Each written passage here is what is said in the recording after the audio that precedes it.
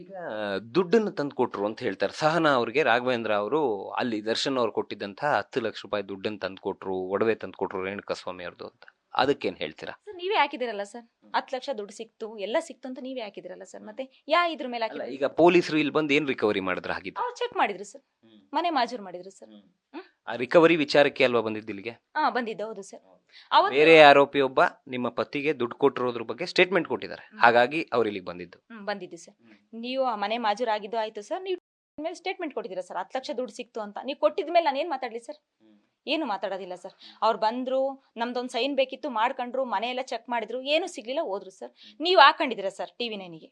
ಈಗ ಮೊದಲಿಗೆ ನಾನು ಹೇಳ್ತೀನಿ, ಈಗ ಬೇರೆ ಆರೋಪಿಗಳು ನಿಮ್ಮ ಪತಿ ಜೊತೆಗೆ ರಾಘವೇಂದ್ರ ಅವ್ರ ಜೊತೆಲೆ ಅನುಕುಮಾರ್, ಜಗದೀಶ್, ರವಿ ಅವ್ರ ಮನೆ ಪರಿಸ್ಥಿತಿ ಒಂದ್ಸರಿ ನೋಡಿದೀರಾ ನೀವು? ನೋಡಿದೀವಿ ಸರ್, 15 ವರ್ಷದಿಂದ ನೋಡ್ತಾನೆ ಇದೀವಿ ಸರ್. ಎಷ್ಟು ಕಷ್ಟದಲ್ಲಿದ್ದಾರೆ ಅನ್ನೋದು. ಸರ್ ಅವರಿಗಿಂತ ಕಷ್ಟ ನಂದಾಗಿದೆ ಸರ್.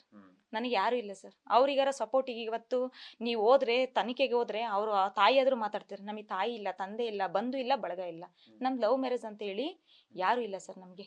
ಇವತ್ತಿನವರೆಗೂ ಇಷ್ಟು ವರ್ಷ ಇದು ಕೇಳ್ರಿ ಸರ್, ನಮ್ಮ ಮನೆಗೆ ಯಾರಾದ್ರೂ ಬರ್ತಾರೇನ ಕೇಳ್ರಿ ಸರ್, ನಾನು ಈ ಬಾಗ್ಲದ್ ಬಿಟ್ಟು ಹೊರಗೆ ದಾಡ್ತೀನೇನ ಕೇಳ್ರಿ ಸರ್, ಅಕ್ಕಪಕ್ಕ ವಿಚಾರಿಸ್ರಿ ಸರ್, ದೊಡ್ಡವರಿದ್ದಾರೆ ನಮ್ಮೂರಲ್ಲಿ, ಅವ್ರನ್ನ ವಿಚಾರಿಸ್ರಿ ಸರ್. ನಾವು ಲವ್ ಮ್ಯಾರೇಜ್ ಆಗಿರತ್ತಪ್ಪ ಸರ್, ಲವ್ ಮ್ಯಾರೇಜ್ ಆಗಿರತ್ತಪ್ಪ, ಅಷ್ಟೆಲ್ಲ ಸುಳ್ಳು ಹಬ್ಸಿದ್ಲಲ್ಲ ಸರ್, ಏನ್ ಮಾಡ್ಬೇಕು? ಈಗ ಆರ್ಥಿಕವಾಗಿ ನಿಮ್ಮ ಮನೆಯವರ ಜೊತೆಯಲ್ಲಿ ಕಿಡ್ನಾಪ್ಗೆ ಯಾರು ಸಹಕರಿಸಿದ್ರು, ಕೊಲೆ ಮಾಡಿದ್ರು ಅಂತ ಹೇಳ್ತಿಲ್ಲ, ಕಿಡ್ನಾಪ್ಗೆ ಇಲ್ಲಿಂದ ಯಾರು ಕಿಡ್ನಾಪ್ ಮಾಡ್ಕೊಂಡು ಹೋದ್ರು, ಕಿಡ್ನಾಪಿಗೆ ಸಹಕರಿಸಿದವರು ಎಲ್ಲರೂ ಕೂಡ ರಾಘವೇಂದ್ರ ಅವ್ರ ಮಾತು ಕೇಳಿ ಹೋಗಿದ್ ನಾವು. ಅವ್ರು ಕರೆದ್ರು, ದರ್ಶನ್ ಜೊತೆ ಒಂದು ಫೋಟೋ ಹೊಡಿಸ್ತೀನಿ ಅಂದ್ರು, ಅದಕ್ಕೆ ನಾವು ಜೊತೆಲಿ ಹೋದ್ವಿ ಅಂತ. ಇದಕ್ಕೇನು ಹೇಳ್ತೀರಾ? ಇಲ್ಲ ಸರ್, ಅದ್ರ ಬಗ್ಗೆ ನನಗೆ ಗೊತ್ತಿಲ್ಲ ಸರ್. ಈಗ ದರ್ಶನ್ ನೋಡಕ್ ಹೋಗ್ಬೇಕು ಅಂತ ಅನ್ನೋರು ಇದಾರೆ ಸರ್, ಹುಚ್ಚ ಅಭಿಮಾನಿಗೆ ಹೋಗಿದ್ದಾರೆ, ಇವರು ನಮ್ಮ ಮನೆಯವರು ಹೋಗಿರ್ಬೋದು ಸರ್. ಅಲ್ಲಿ ಏನಾಗಿದೆ ಅಂತ ನನಗೆ ಗೊತ್ತಿಲ್ಲ ಸರ್. ಎಷ್ಟು ವರ್ಷದಿಂದ ಒಡನಾಟ ಇತ್ತಮ್ಮ? ಸರ್ ನಮ್ಮ ಮದ್ವೆಗಿಂತ ಮುಂಚೆ ನಮ್ಮ ಮನೆಯವ್ರಾಗ್ಲೇ 14 ವರ್ಷದರಿದ್ರು, ಅವಾಗಿಂದನೂ ಒಡನಾಟ ಇದೆ, ದರ್ಶನ್ ಮೇಲೆ ಇದೆ ಸರ್. ಈಗ ವಕೀಲರನ್ನ ಯಾರನ್ನು ನೇಮಕ ಮಾಡಿಲ್ಲ ಆಗಿದ್ರೆ ನೀವು? ನನಗೆ ಆ ಕಡೆಯಿಂದ ಯಾವ್ದು ಫೋನ್ ಬಂದಿಲ್ಲ ಸರ್. ದರ್ಶನ್ ಅಭಿಮಾನಿಗಳ ಸಂಘದ ಜಿಲ್ಲಾಧ್ಯಕ್ಷ ಅಂತಾರೆ, ಅವ್ರಿಗೆ ಒಬ್ರು ವಕೀಲರು ಬಂದಿರಲಿಲ್ಲ. ಗೊತ್ತಿಲ್ಲ ಸರ್, ಬಂದ್ರೆ ಅಲ್ವಾ ಸರ್. ಈಗ ನನಗೆ ನನ್ನ ನಂಬರ್ ಯಾವಾಗ್ಲೂ ಆನ್ ಇದೆ ಸರ್.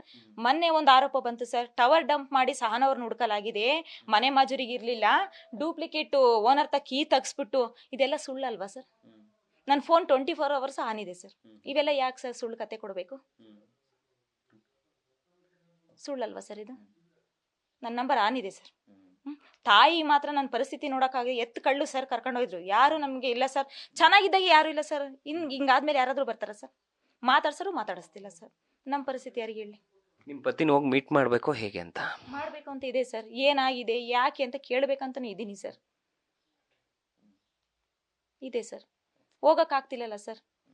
ಈಗ ಒಂದು ಹೋಗ್ಬೇಕು ಅಂದ್ರೆ ಇವಾಗ ಬಸ್ಸಿಗೆ ಹೋಗ್ಬೇಕು, ಎಲ್ಲಿ ಇಳಿಬೇಕು, ಏನ್ ಮಾಡ್ಬೇಕಂತ ನಮಗೆ ಗೊತ್ತಿಲ್ಲ ಸರ್. ನಮ್ಮ ಜೊತೆ ಯಾರು ಬರಲ್ಲ ಸರ್, ಏನ್ ಮಾಡ್ಬೇಕು ಸರ್?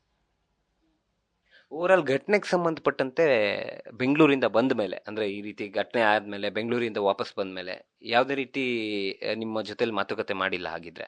ಇಲ್ಲ ಸರ್, ಫೋನ್ ಮಾಡಿದ್ರು ಸರ್, ನಮ್ಮ ಮನೆಯವರಷ್ಟೇ ಫೋನ್ ಮಾಡಿದ್ರು. ಇಲ್ಲಿ ಬಂದು ಮನೆ ಮಜೂರಿ ಬಂದಾಗ ಅವ್ರ ಪಾಡಿಗೆ ಅವ್ರು ಇದ್ರು ಸರ್, ಮನೆ ಮಜೂರು ಆಗ್ತಿತ್ತು, ಅವ್ರ ಪಾಡಿಗೆ ಅವ್ರು ಇದ್ರು ಸರ್. ನಮಗೂ ಏನು ಮಾತಾಡಕ್ ಬಾಯಿ ಇಲ್ಲ ಸರ್, ಏನ್ ಮಾತಾಡ್ಲಿ? ಅಷ್ಟು ಜನ ಇದ್ದಿದ್ಮೇಲೆ ನಾವ್ ಏನಂತ ಮಾತಾಡ್ಲಿ ಸರ್? ನ್ಯೂಸ್ ಫಸ್ಟ್, ನಿರ್ಭೀತಿಯಿಂದ ನಿಮ್ಮ ಪರವಾಗಿ.